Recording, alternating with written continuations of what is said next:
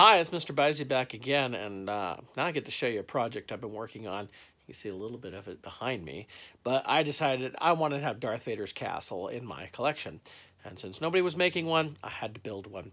So I thought I'd put together this video to show you how I did it, and then you can see the final product. This is where the idea originated from, as I put together the Lego Vader's castle set, and I really wanted something like this from Hasbro. I didn't see Hasbro making it. And I took a lot of the ideas out of this. I actually took the dimensions off of this and then just increased it for what I was doing. But then I took some of the ideas out of this, like the back to tank room. I took ideas from that. I didn't do the meditation chamber. I used some of this, like for where he greets with Krennic, only I put it in a different spot. And the TIE fighter down below I thought was pretty cool. I didn't put a ladder in. There's a lot of little things I didn't use, but for the most part, this was like my inspiration for what I was doing. So these are the plans I originally drew up. This is the basic dimensions of the Lego set. That's all on here, and then I took the numbers off of this and basically tripled it to create what I was going to do. Now there was some fudging of the numbers here and there and some estimates and some changes as I went, but this is where it all started. So here's the basic castle pieces as I've cut them out and started to tape them together so I can see what I've got. Here I've started to add the base. It's just a rectangle at this point. Just adding little pieces here and there and taping it together and making sure it's going to look right. I started to add some of the accents here and work a little bit more on the base. Now I've added more of the 3 dimensions to the base to make that so it's going to work much better. And I've added the pieces in at the top with a tuning fork, or whatever you want to call it. Here's a better look at that base, how I've set that up. And here's just kind of a video going through everything before I go ahead and spackle it all. You can see it all assembled just as foam core taped together. You can kind of see how it all goes together. And after this, I'm going to spackle it so that it'll look a little bit better and I can kind of smooth out some of those joints and places and such. One of the problems with spackling, though, is that the foam core does warp a little bit. So here's the spackling process. You put the spackle on. It is pink as it goes on. When it's white, it's dry. Here you can now see the main part of the castle is spackled. It's very rough. I had to go through and sand a lot of it down just to get those rough parts and then put a little more spackle on. And then I went through and started a painting process. I painted it straight gray, then black, then a metallic black, and then put some blackened spaces to give it a little bit more extra look to it. And here it is, painted and with the red windows now in place. A lot of pieces have been added. Put a little more spackling on, a little paint. This still isn't the final paint job. And then I would add, start looking at which figures I want to put in, which accessories. Here we have a better look at it as I'm adding more paint. I kept playing around with the paint. And then working on the lava here. The lava is mostly made of hot glue, different colors of hot glue put in there. It took a lot of hot glue to do this. And I would just put in the glue, and then in the end I added a little bit of like the railroad water on it just to add a little bit more to it, a little more depth. And now I've added the lower kind of river, if you will. I may add a little bit more to the pool eventually because, it doesn't just go straight down and keep going straight out. There should be a little bit more pool to it physically. The bottom, I added more black into it as the lava dries. Here you can kind of see what it's looking like as I'm finishing it up. Here's a look at the hot glue. That's orange hot glue going into that. I bought this stuff off Amazon. You can see how I put it in. It goes in very stringy. And then I would use like a popsicle stick to smooth it out. And then in the end, I used a hairdryer to heat it up and get rid of a lot of the stringiness that happens to it and really smooth it out a little bit more.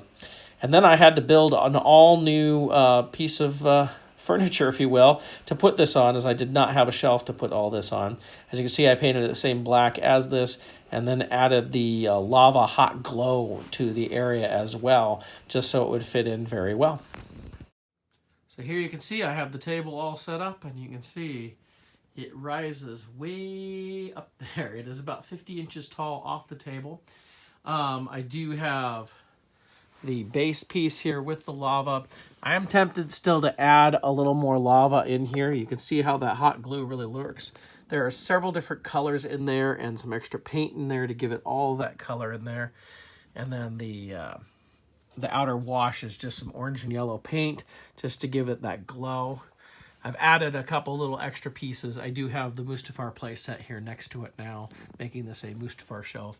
I decided to put a Darth Vader up there. But as you can see through those windows, but they are red, which gives us the right color, at least according to the Lego. You can see it goes all the way up.